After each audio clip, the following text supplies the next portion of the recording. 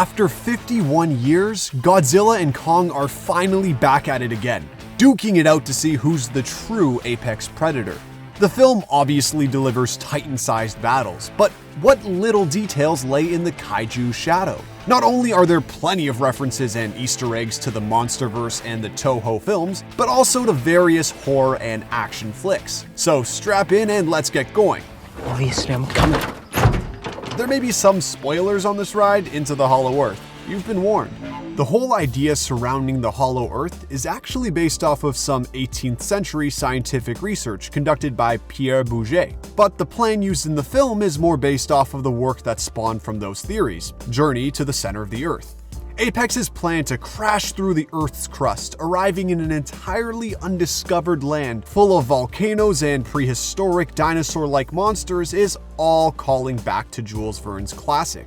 Also, as a little bonus, the design of the heaves used to transport the Apex employees are based off of the Super X vehicles that appeared in the Return of Godzilla. I never thought we'd see a Kong flick taking inspiration from The Truman Show, but here we are. The Apex facility that Kong is being housed in at the start of the film is reminiscent of the soundstage from the Jim Carrey classic. Several beats are carried over, being constantly monitored by a malicious company to having fake friendships within the stage world, and an object being used to pierce through the false perimeter. It's a clever way to show modern-day captivity. Also, Kong's intro here is oddly reminiscent of when we first meet Shrek in his swamp. Did anyone else notice this? Just me? Huh, okay. It's safe to say that no one wants to be at the receiving end of Godzilla's atomic breath, especially after seeing how powerful it is in this film. That makes Kong's axe throw into Godzilla's mouth that much more strategic and awesome. As the cherry on top for this moment, it's also an homage to a similar moment which occurred in the 1962 film, where King Kong gave Godzilla the largest splinter known to man. While 2014's Godzilla, its sequel King of the Monsters, and this film all take place relatively close timeline-wise, Kong Skull Island made the interesting choice of being set in 1973, a lifetime away from the current events of the Monsterverse. All of the characters in that movie are either dead or in a retirement home at this point. While none of Skull Island's A-list cast make physical returns in this one, the opening title crawl does reference William Randa's expedition over to Skull Island, which was our first look at the land, but also referenced is a 1926 expedition. That year being the beginning of the Showa era, a common reference point of the Kaiju films. Bruce the Shark may not be a kaiju himself, but still his devilish appetite has made him one of the most recognizable animal-based monsters out there. It's only fitting that as the battle is taken to the seas, that Jaws receives some references. Godzilla's attempt at boarding the boat is a direct callback to the maneuver Bruce makes. The iconography of the fins swimming towards the boat has been adapted with Godzilla's dorsal spines. And at the end of the 1975 flick, the Great White is tracked in the water through the barrels surrounding him. In this film, we see a similar playout of events, but this time done with the boat being dragged around. Although Apex is a military-type operation tracking a 390-foot-tall beast, they probably didn't need the boat to see him. In perhaps the strangest homage paid in the film, director Adam Wingard says he based the two Titans after iconic characters from two different mediums. Godzilla is said to be inspired by the Undertaker, in that he's the loner type who comes to, undertake his enemies when necessary. Kong, on the other hand, is, get this, an 80s action hero archetype, directly inspired by John McClane of the Die Hard films. If that didn't come out of the director's mouth, that would sound like quite the stretch. It's safe to say an AED wouldn't be too effective on Kong. That doesn't mean he is unaffected by an electrical current. In the 1962 movie, when all hope is seemingly lost and Kong is down for the count, he's struck by a lightning bolt, giving him a second wind and turning him into the God of Thunder for a second to fight against Godzilla. In this one, we see a heave using the energy of the Hollow Earth to shock him back to life. While he doesn't go on to act like Thor controlling electricity, he does wield a stormbreaker of sorts. When the movie was announced, there was a lot of doubt surrounding Kong's ability to best Godzilla.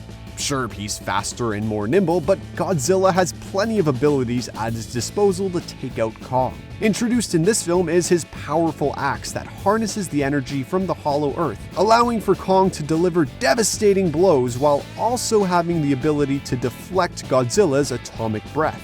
Plus, the prospect of a company having to claim insurance for an oversized axe that destroyed 22 stories of a skyscraper is just hilarious. Let's be frank, there's some phenomenal finishing moves done by the kaiju in the Monsterverse. Deaths so ridiculous they could double as a fatality from the Mortal Kombat series. Fatality. In the 2014 Godzilla, the titular monster learns a move entitled the Kiss of Death. It was by far the standout moment from that film. The move is briefly mentioned in the opening credits in this, and then returns in all its glory when we are introduced to MechaGodzilla. Oh man, what a fantastic way to demonstrate that this version of the beast is just as deadly as its predecessor. Early in the film, Kong is able to communicate with Gia through sign language, a moment that shocks the Apex employees. Did the monkey just talk? Which actually isn't as surprising as the movie made the ability out to be. See, sign language is not a specific power of Kong, but rather an ability that well-trained primates are able to replicate. Koko the gorilla was one of the few apes to have a strong ability to communicate through sign language, being able to sign over 1,000 words while being able to understand around 2,000 English words. With that in mind, this continues the trend of Kong's abilities being true to life, unlike a certain adversary.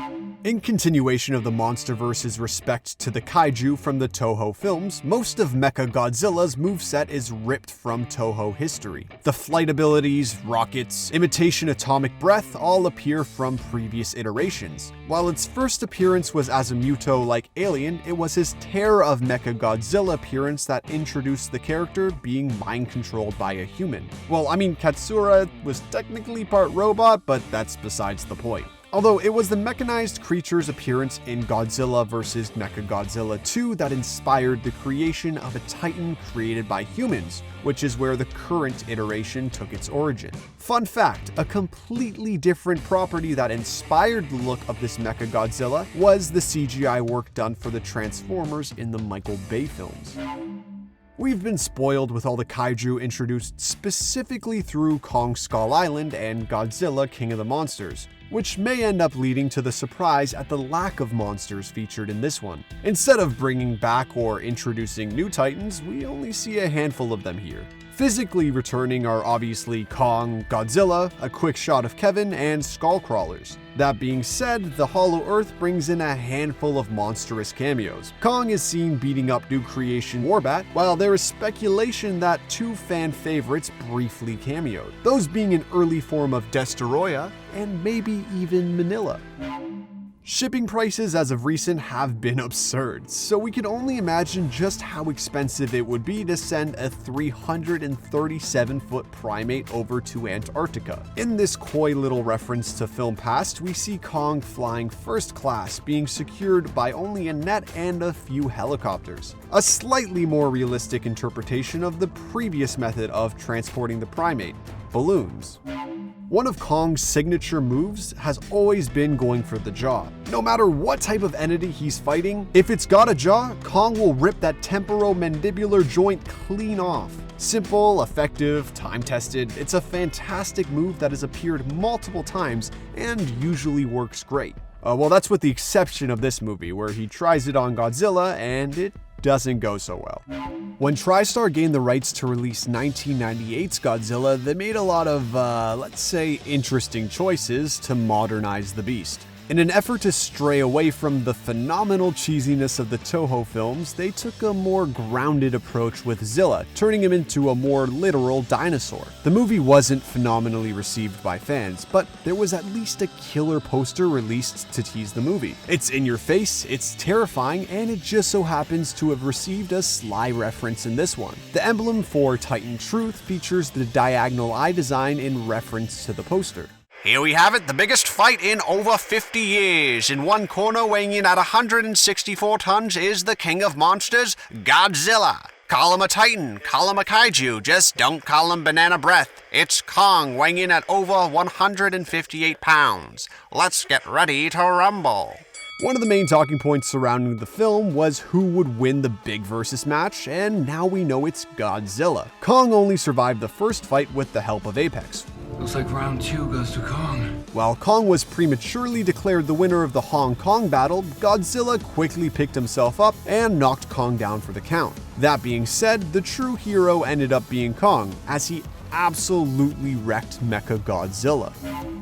Whoa, hold on for a second. Are you trying to tell me that Kong is actually a member of the Flag Smashers? Falcon and the Winter Soldier have a massive surprise waiting for them. Okay, that's definitely not true, but following the Flag Smasher-like handprint, we see Kong opening up a massive gated door. A callback to his past films, which featured the beast opening up massive doors time and time again. Mothra's death in King of Monsters was devastating for us fans, but looking at the podcast episodes for Titan Truth, there is one blink and you'll miss it episode titled Mothra Pregnancy Theory.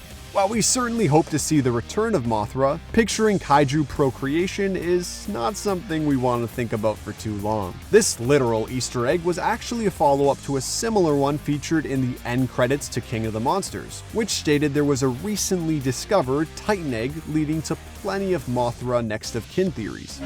Of all the movies to reference in a kaiju epic, Lethal Weapon 2 may be one of the oddest ones possible. Adam Wingard stated there's a hidden Lethal Weapon 2 reference, and we believe it's during the finale. After Godzilla dislocates Kong's shoulder, in preparation for the big final showdown, he uses an identical action to Riggs to pop it back into place. Looking back at Kong being likened to an 80s action hero, and the comparison starts making more sense.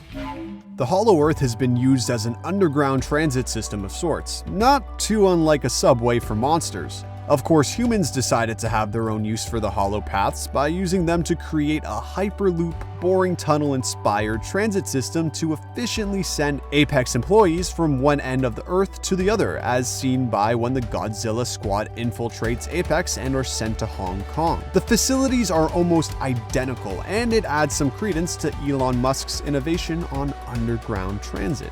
Chekov's gun, a theatrical device in which if a gun is described as being on the wall in Act 1, it will be fired in Act 3. The general idea is to ensure that everything being set up has a payoff. Bernie just so happens to be the carrier of the device in this one, introducing his flask early on, literally carrying it in his gun holster and then having the liquid be responsible for briefly depowering MechaGodzilla during the final fight, which gives Kong ample opportunity to proceed and destroy him. Back when Skull Island was released, we met the Iwi tribe, natives to the island who respect and serve their personal King Kong. They are briefly referenced in this one by a storm being responsible for wiping them out, with the sole survivor being Gia, which explains why Kong doesn't immediately step on her. Speaking of Gia, she is the one to receive the extended hand reach out that Kong typically gives to the leading ladies, a trend starting way back in 1933 with Fay Ray. While the previous monster films have mostly had post-credit scenes, this one is suspiciously missing one. It turns out that the Hollow Earth finale with Kong was actually supposed to be placed after the credits, teasing some Hollow Earth sequels, but was moved prior to the credits as the filmmakers decided the movie ended too abruptly. Speaking of post-credit scenes, this movie definitely pays off the last one set up. Previously, we saw the illustrious Alan Jonah purchasing the Ghidorah head affectionately titled Kevin. While Alan Jonah doesn't appear in this one, the head of Ghidorah does, being the control panel for MechaGodzilla and allowing communication between man, machine, and kaiju. As Kong got his future set up at the end of the film, Godzilla did his trademark doggy paddle into the seas. While the king always does this action, it may actually be the last time we see it in the Monsterverse. See, the rights surrounding Legendary Pictures, Godzilla, and Toho are complicated to say the least. Their original deal was Toho was unable to release any Godzilla films until at least 2020, when this film was supposed to debut. The company was awaiting box office reception to see if it was worth extending their deal. The good news is that even in a pandemic, the movie brought in a Titan-sized box office haul, leading to a promising outlook for the deal. Kong isn't the only character in the movie to be likened to an action star. The director says Nathan Lind was created in the vein of action heroes like Indiana Jones, the whole trope of characters who slightly know what they're talking about being engulfed in a situation beyond their wildest imagination in the field. Hey kid, what'd you do, jump ship? What?